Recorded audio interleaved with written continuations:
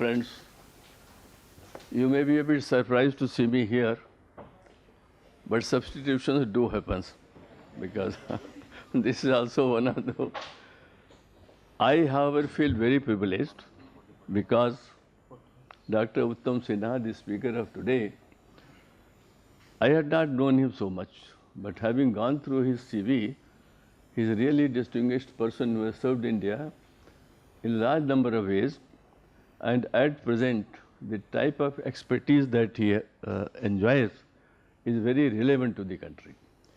I will read his CV, which is very short, and then we will begin the lecture for about 35 to 40 minutes, followed by 15 minutes discussion by watch. I always keep my watch like this.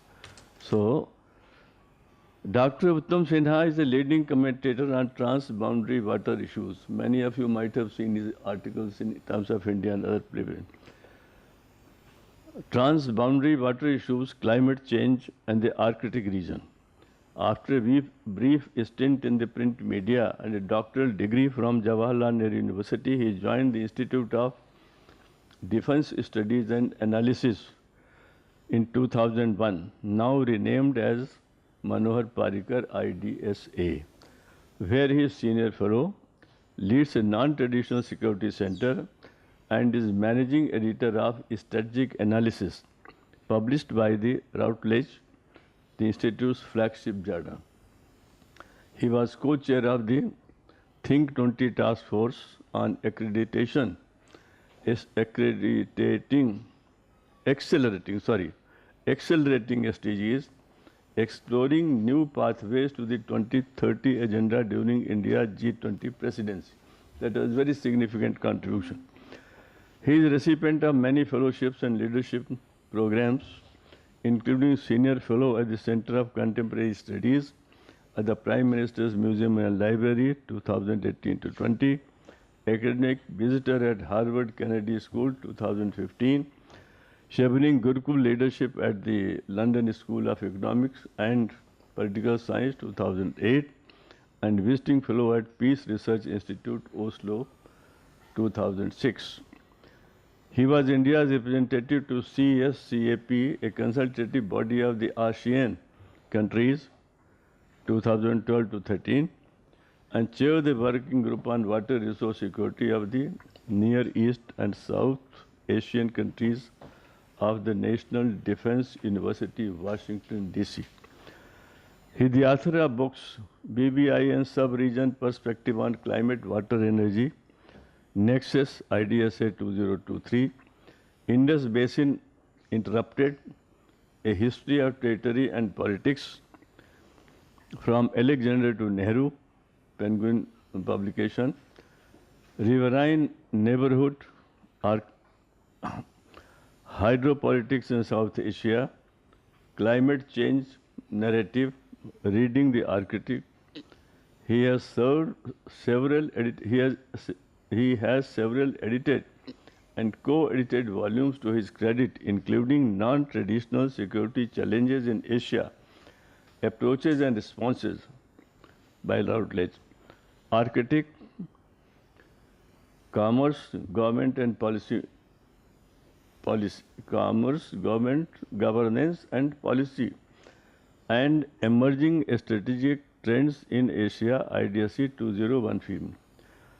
One new book is coming shortly. He writes regularly in English Daily Times of India. I am extremely privileged to read it and get highly impressed. I have no comments to say on this particular topic because I have no knowledge about it. I read newspapers and sometimes remember कि हमें पहले सिखाया गया था कि घर में जो है उसको पानी पिलाना बहुत ज़रूरी है. ये पानी पिलाने वाली बात को कितना कॉम्प्लिकेटेड ऊपर किया जा सकता है उस पर शायद चर्चा होगी थोड़ी, और उसमें मैं श्रोता के रूप में भाग लूँगा. सो आई invite doctor Uttam Sinha to begin his lecture. It is about 3:07. He will talk for about 40 minutes. Thank you, sir.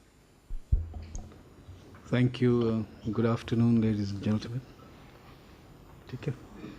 Thank you, Professor Rajput, for introducing me. Sometimes a long CV can be very embarrassing, so bear with me. I'm familiar with this setting, but do excuse me because I've just recovered from a bout of asthma attack, so my voice is a bit dull. But this setting is very familiar to me, having spent a couple of years as a senior fellow at the Prime Minister's Museum and Library. This is a great discursive place, and I always find that there is a contemporaneous of history here. So when you look back at the past, it tells you always something about what the present is. And I think I'm quite fortunate to have spent some time here and doing archival work, which resulted in this particular book called Indus Basin Uninterrupted. And now, after a couple of years, I have this book coming out, which will hit the stand next month. Thank you. I'm privileged because the institute which I represent, the Manohar Parrikar Institute for Defense Studies and Analysis, is also a space where you do a lot of critical analysis. We deal with security issues, and I have Major General Bakshi here, formerly with the IDSA, and we unravel security issues, right? So I think these institutions are important, where you do honest work, where you take a certain critical position, and you believe in the research that you do. And I think that is the learning which comes out from these institutions. The faith and the belief in the knowledge that you have acquired and the honesty to that. The other day, a friend of mine, reminded me of a book which he gave me almost 30 years ago. And the title of that book was Look Back in Anger, and written by a playwright called John Osborne, much before the Indus Waters Treaty was signed in 1960. And she had read my piece in the Times of India very soon as we had put the treaty in abeyance. I had written 5 points for the government to consider. And she asked me the question whether I look at the treaty with anger. And I said, that's a very tough kind of a question to ask.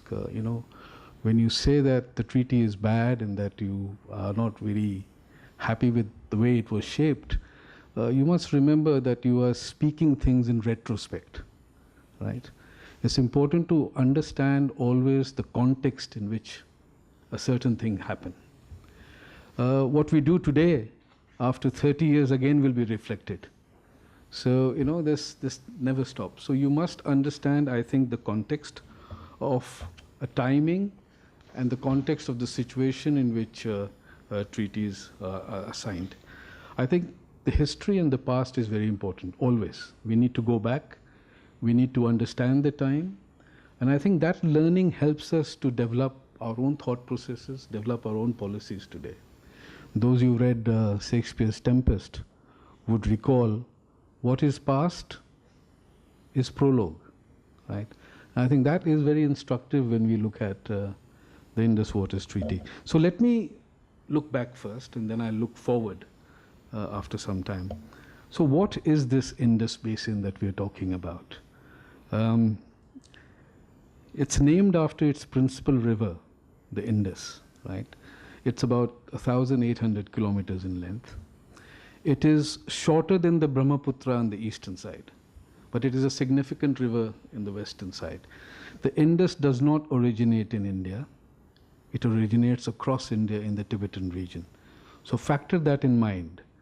As we look ahead, we'll have to factor China into this whole equation, right? So that's one thing. It has several tributaries, and I think the main tributaries that we are talking about are the eastern rivers and the western rivers, that is defined.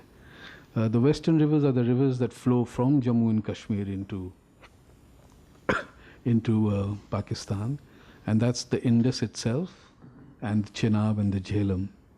The eastern rivers, which are more Punjab-oriented rivers, also cross the border into Pakistan, into the Punjab part of Pakistan, and these are Satluj, Ravi, and the Beas. Right? So this is essentially what the Indus basin on the eastern side is. There is also the Indus basin on the western side, that is Afghanistan. Right? And there are several rivers which join the Indus from Afghanistan, in particularly the Kabul and the Kurram. These are the two main important rivers.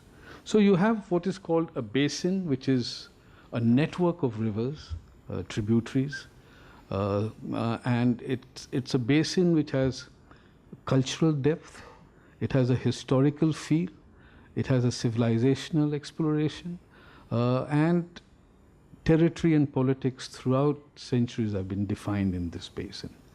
Right?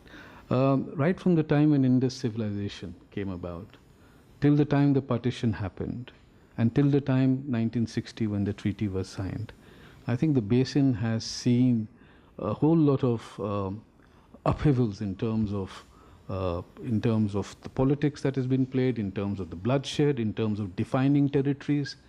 And the most significant aspect in the basin that never happened in its history was in 1947, when actually the basin became part of two sovereign states.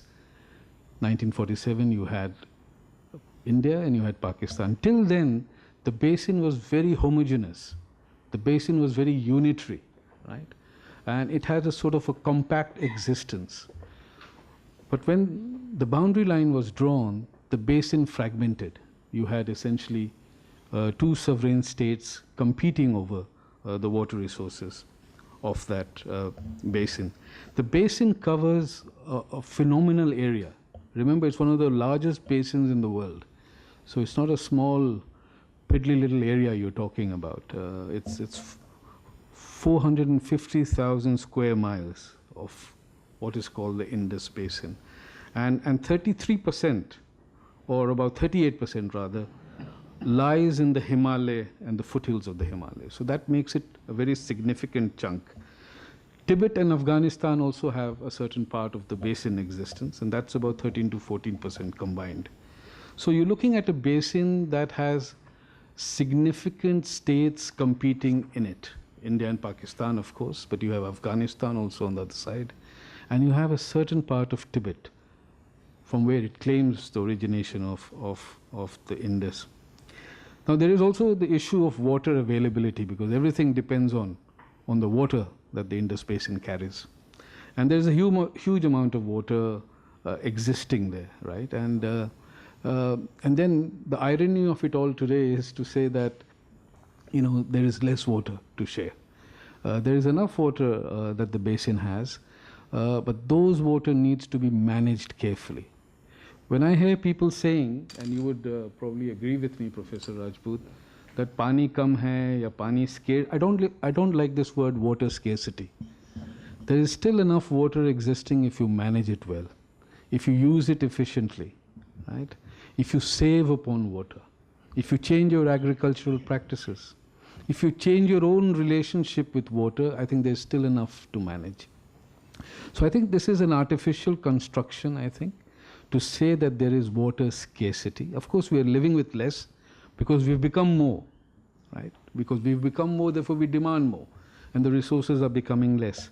But I think to emphasize on water scarcity, on water stress, without not emphasizing on water efficiency is, I think, a foolhardy approach to looking at water as a resource, right? So the western rivers and the eastern rivers are the chief part of the Indus Basin, and the western rivers has more volume of water. That means Jhelum, Chenab and Indus has more volume of water flowing into Pakistan than the eastern river has, right? So the big question today you ask, and you've often seen in the media or the debates that are happening, is that did India concede more water to Pakistan? And this is generally framed in the manner that we have given western rivers and the full utilization of the western rivers to Pakistan after we have used some part of it. and we have the full utilization of the eastern rivers. But the eastern rivers volumes are far lesser, 2.5 times lesser than what the western rivers volumes are. And therefore, it's a very easy deduction to say that because we have given the western rivers to Pakistan, therefore we have given more water to Pakistan.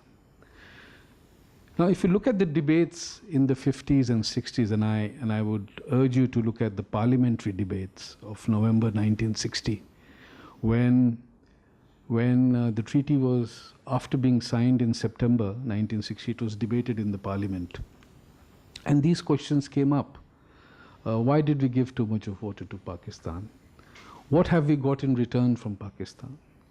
One of Ashok Mehta, one of the leading MP, I think, asked repeatedly a question to Nehru, saying that you have given concessions after concessions to Pakistan. So the whole idea then, as it is even today when we look at it, was whether we had actually conceded more water to Pakistan. And the bigger question was, what did we gain in return, right? And I think these questions bedevils us even today, but I'll come to that a little later. You must understand that the whole issue of the Indus Waters Treaty is actually pertaining to the partition that has happened in 1947. And we are talking essentially about the Punjab, the Punjab that was partitioned into West Punjab and East Punjab. And in the pre-partition irrigation use, around 26 million acres of land in the basins were irrigated. 26 million acre of land was irrigated. There was no country in the world at that point of time that irrigated so much of land, not even the United States. United States probably irrigated about 20 to 21 million acre of land at that point of time. 26 million acre land was irrigated, and when the partition happened, 21 million acre went to West Punjab, and 3.5 to 4 came to India. So that was where the difference was. Pakistan got more of the irrigated land, we got less of the irrigated land. But what did we have that was advantageous to us? We had the headworks of the rivers, which were advantageous to us. What did Pakistan have? Pakistan had the network of canals, which the British had built. But these networks of canal required the waters to flow from India to them. So the first question that the Pakistani leaders asked at the time of their independence or at the time of the partition was, what can India do to Pakistan in terms of stopping the flow of water? So this is not a new question, actually, what we see today. It's a question that has troubled Pakistan right from its birth in 1947. That India, because of its control of the headworks, the Firozpur headworks in particular, could actually control the fate and destiny of Pakistan by controlling the waters.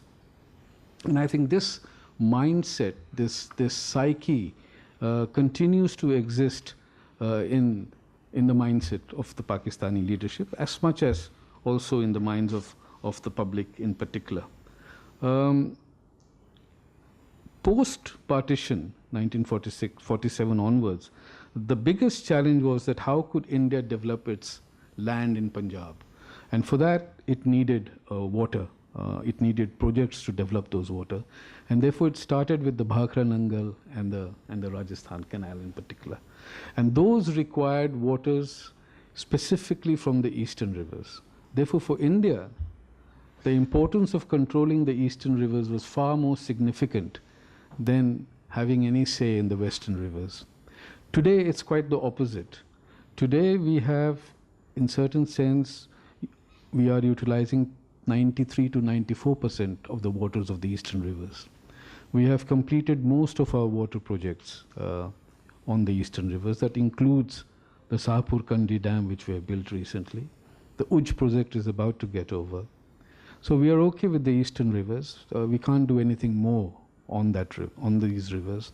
But on the western rivers, we have fallen considerably short. The provisions of the treaty on the western rivers says that you can store 3.6 million acre feet of water. And that's a vast amount of water, actually. So if the question comes back again to say that India conceded everything on the western rivers, I would say no. India, while allowing waters to flow to Pakistan, the full utilization of water, only after it has utilized its own potential. But have we utilized that potential? 3.6 million acre feet? We haven't. We have only reached 0.7 MAF of storage capacity. And for a growing country, a growing economy of the size of India, which targets to be the third largest economy by 2030, India's storage capacity overall is very poor, vis-a-vis China, vis-a-vis Australia, vis-a-vis United States. I think we need to think in terms of storage capacity, because storage means a lot of things. Storage means you store water in times of need, in times of distress, in times of drought, right? Storage means you can use those water. You have the ability to manipulate and use those water for specific needs. And sadly, if you look at the geography of India, the mountainous regions from Jammu and Kashmir to Arunachal Pradesh has the lowest storage capacity. So it's strange, I find, that how we have missed using the terrains of the mountains to in a certain engineering way. And I'm not trying to brazenly dismiss the environmental aspects of doing all this thing, or the local aspirations and the local needs and requirements of having to do this. But I think in this age and time when water is essentially an important aspect, a core element of your development, I think we need to think a little beyond our old style format of engaging with water. We need to have these storage capacities, and it's very critical for us. So I'm not interested really at this point of time whether the treaty is in abeyance or not. I'm more interested in getting my projects on the Western rivers done, and done in a very significant time, in a span of 5 to 7 years. Whether that hurts Pakistan or not, I'm not really interested in it. I'm interested in following the provisions of the treaty. And the provisions tells me the following: 3.6 million acre feet on the Western rivers. It tells me to do 12 lakh acres of irrigation in Jammu and Kashmir. Have we done anything on that? We've reached only 8 lakhs. There's 4 lakh acre irrigation still to be done. So what is lacking is not in the treaty. What is lacking is in India's interest, and it's in India's intent to push forward on what is provided in the treaty. And I think that, therefore, for me, becomes the most critical part of looking at how the future of this treaty is going to be defined, and how the future is going to be taken to a certain degree. And I think here, another question that emerges, and you must have heard, and those from Jammu and Kashmir will agree with me, that the people in Jammu and Kashmir, and the leaders in particular, have said that the Indus Waters Treaty is for India and Pakistan and nothing for Jammu and Kashmir. Right? I think it's a political statement. It's a loaded statement. I think the Indus Waters Treaty very much took care of all these provisions for Jammu and Kashmir. It's just that India didn't follow it up for various reasons. But now, as we think about integration, as we think about bringing in Jammu and Kashmir into mainstream sort of activity, these will become a critical element for the central government to bring in water for aspiration, to bring in water for development, to bring in water for overall employment. And I think this is a trend that this government will follow, and we will see a number of projects coming up. By the way, if you look at the Indus Waters Treaty, again, remember the Indus Waters Treaty has been worked out by civil engineers, right? It's not a treaty where diplomats talked and signed. It was completely determined by civil engineers. And I think civil engineers and people who study history, and I know the lady from Janki Devi College is looking into this aspect. Your name, ma'am? Sorry? Yes, Kailashji. And I was talking to her the other day. I think one significant miss in our partition history is the role of civil engineers. And I think it's important for historians, Narendra ji, aap to kaam kiye hain is pe, to capture this moment, the civil engineers of Punjab, of Bikaner, how they looked at water as a strategic resource, how they looked at water in defining the boundary, or the partition boundary in particular. How did we retain the Firozpur headwork? These are, I think, important elements that needs to be put in our text, and it has to be put in the knowledge of understanding India's past, in India's partition history in particular, right? And I think these engineers, and I vouch for it because I've seen their memos, I've seen their notes. Some of their diaries are here in the library of the Prime Minister's Museum and Library. They were completely dedicated people who were completely nationalist. They always thought about India's national interest. And when they were negotiating the Indus Waters Treaty, they negotiated for 8 to 9 years. So when the World Bank is the third party to the treaty, as you all know, they facilitated the treaty. Mind you, they were facilitators, not mediators. Right? They facilitated the treaty, they brought in money, they brought in expertise, they brought in knowledge. So when the first meeting happened in Washington, D.C., our engineers went with a complete sort of idea that we will develop and optimize the Indus Basin for a larger development of both the countries. So our engineers were there, 5 of them, and the Pakistani had 167 lawyers and just 2 engineers. So the point that the Pakistan has always tried to emphasize here is that they will win the whole Indus Basin through arbitration, through third-party involvement, right, through court of jurisdictions, right, and not through an engineering foresight. Right? So I think this is a very important element. It's a style of approach. The Pakistan has a certain style of approach in dealing with India. And I can tell you that they're very good at campaigning in a certain way their what is called victimhood.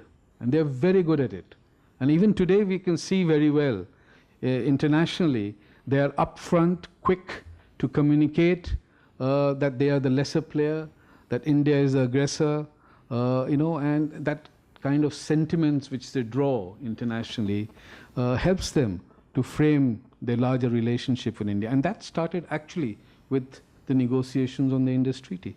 And there are significant encounters of how eventually the Pakistani engineers and the lawyers in particular moved the American administration from Eisenhower to Kennedy to start thinking like the Pakistani thought about the Indus Basin. So India was always at the back foot. And India continues to remain at the back foot in the international circuit when it comes to PR and diplomacy of that nature. Right? So I think this is something that we need to really factor in when we are now at a stage when we talk about the abeyance of the treaty. We will have to factor this emotional aspect, the emotive aspect, the campaigning aspects of the Pakistani establishment. They are well oiled, they are well groomed, they are the lower riparian. Remember, all lower riparians around the world can create emotions which can move countries, right?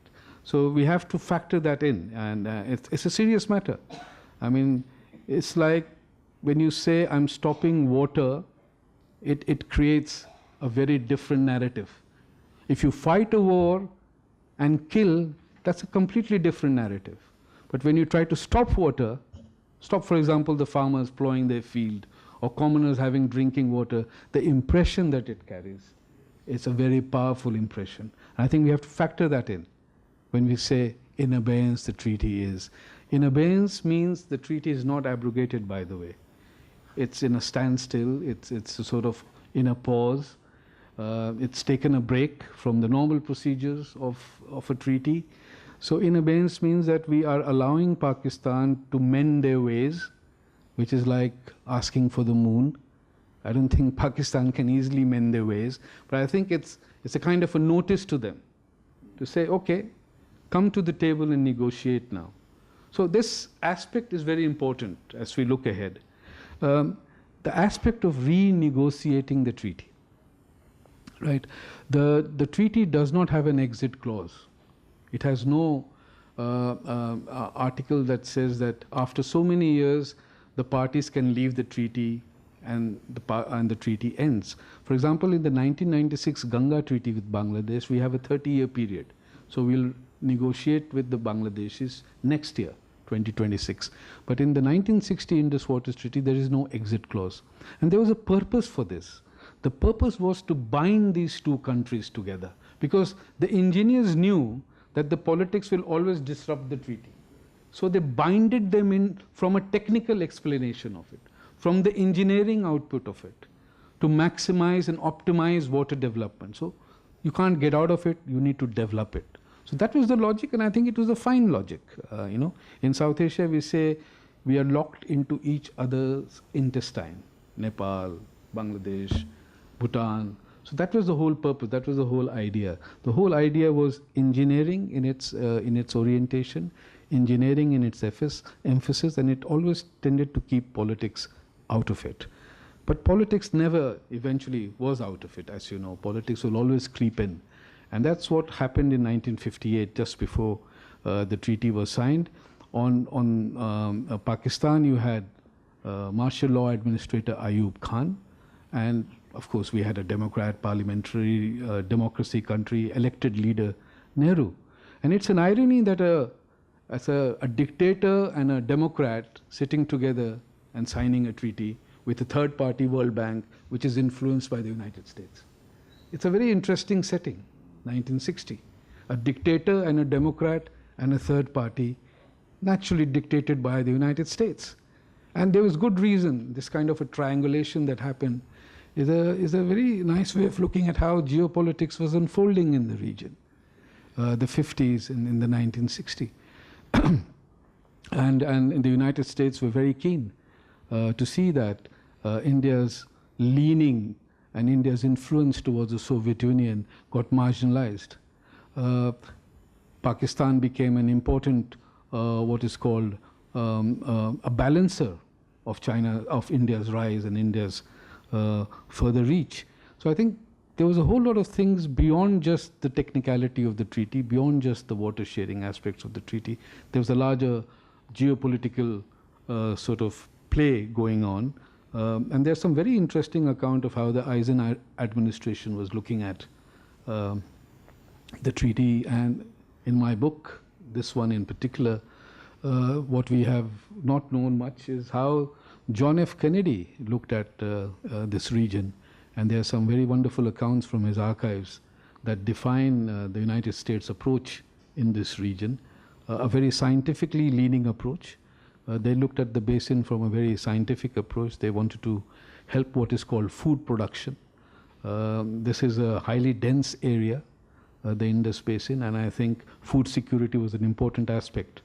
And I think food for aid, and as you know, when Johnson came in, the whole policy approach of the United States was essentially to raise agricultural production, to bring in more irrigation, to expand water resources, and that was an interesting phase post signing of the treaty. But I think the most important thing, as I said, and you have to look into it, is the debate. And I'll just catch upon the debate that happened in 1960, because these are the same questions that we ask today. And I must say that, you know, the debates in the parliaments then was very civil, was very lively. People would not mince words, but it was done in a very civil way. And that was remarkable. The way Nehru was castigated on the floor of the House by his own party men is quite remarkable, because today we don't probably see that.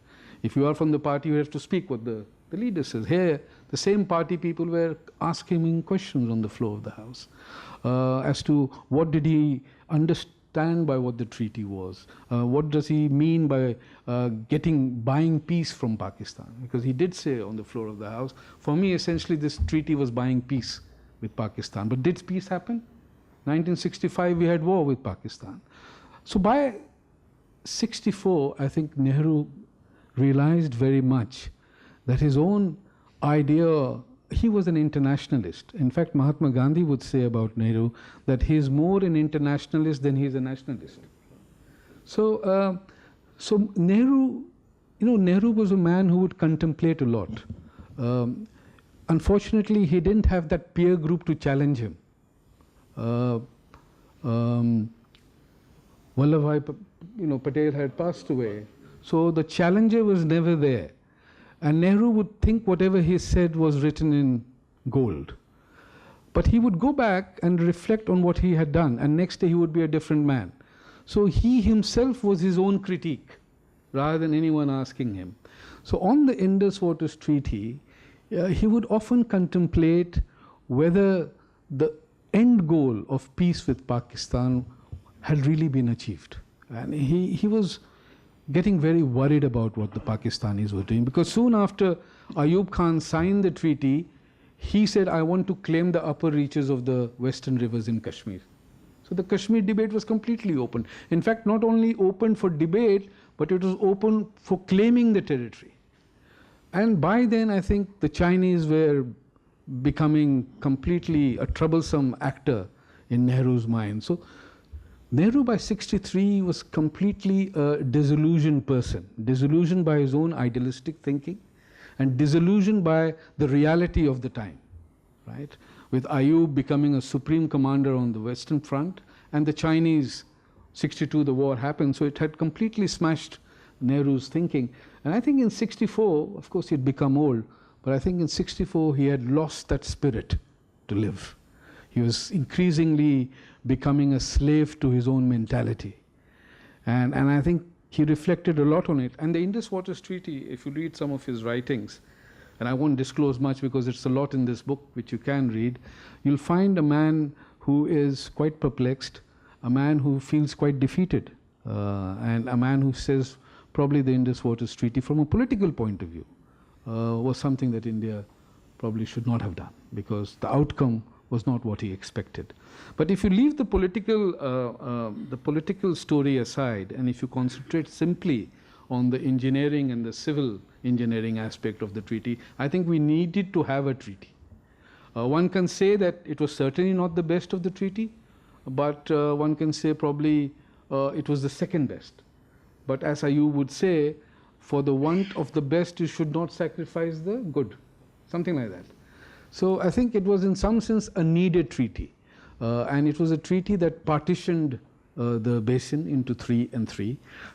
It was a treaty which had checks and balances. So those who study international relations or those who study negotiations, how treaties come about, it's a good case study because I think at the end of the day, no treaty can be an effective treaty if only one party wins the case. So there has to be a sort of a bargain, there has to be a sort of win and lose, and I think that Indus Water Treaties quite clearly reflects those elements of win and lose, give and take. There was also aspects of provisions and restrictions within the treaty. So there are lots of provisions that India can do, but there's also lots of restriction that India has while developing the rivers.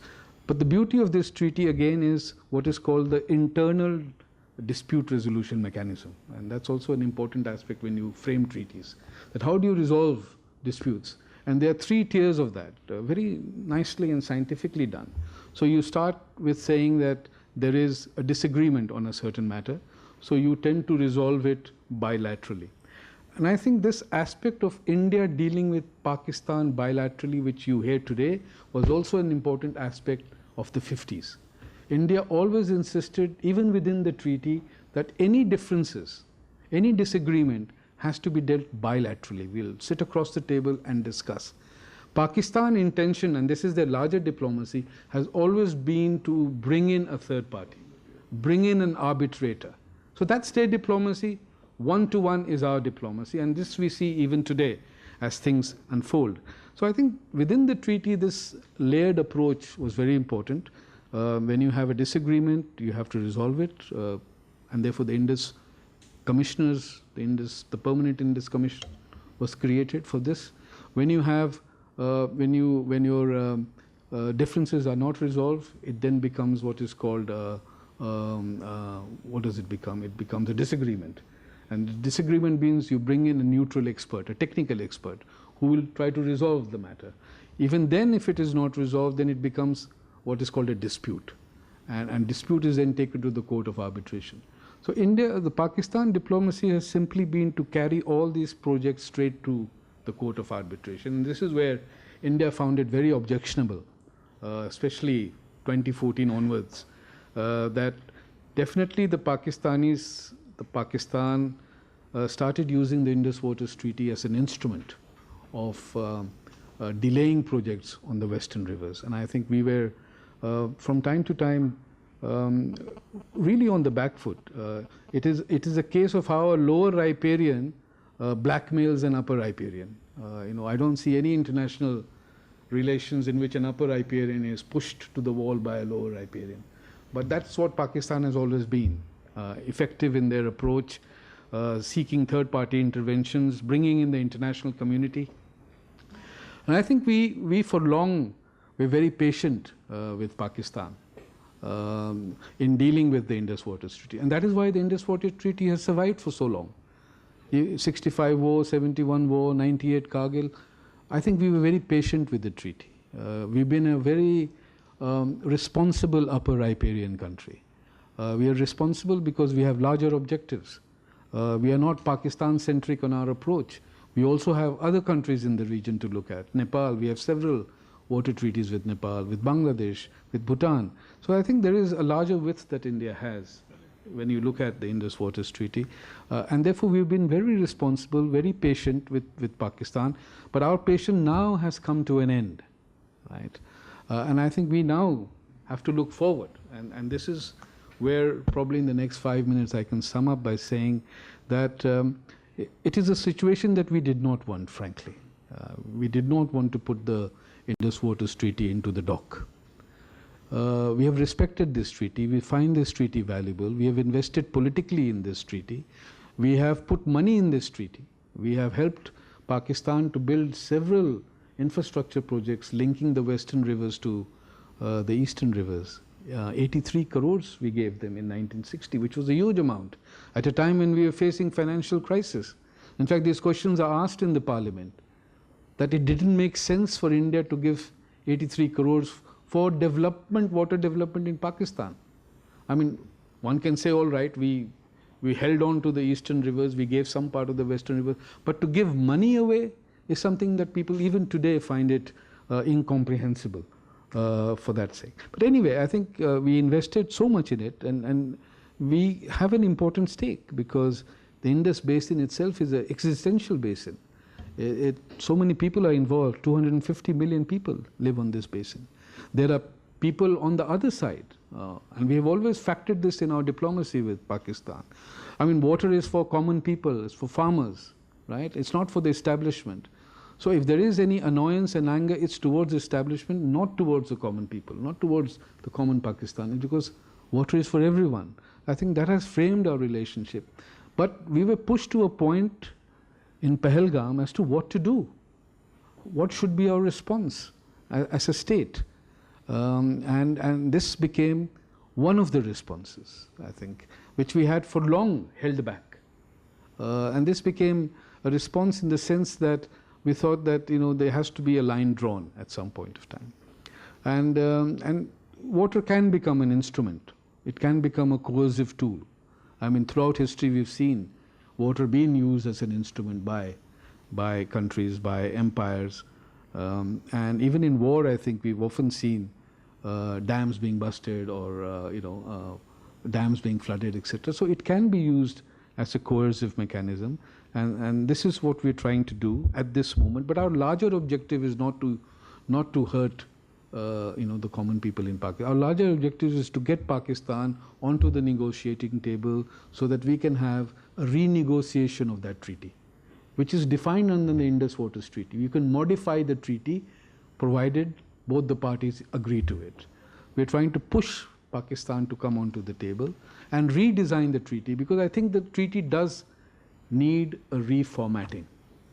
Given what the time is, given the challenges, given our requirements, it's worthy, I think, for the treaty to be re-looked at and renegotiated. And I think at some point of time, there'll be a push and a nudge from the World Bank and the United States.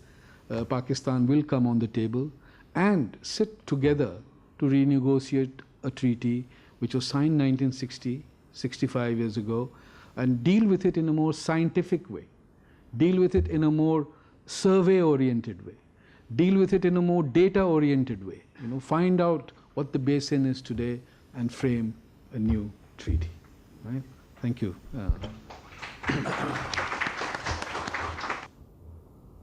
Thank you so much. I think we had a wonderful lecture today. सवाल तो बहुत होंगे, आगे यहाँ चाय पर हो सकते हैं, पूछे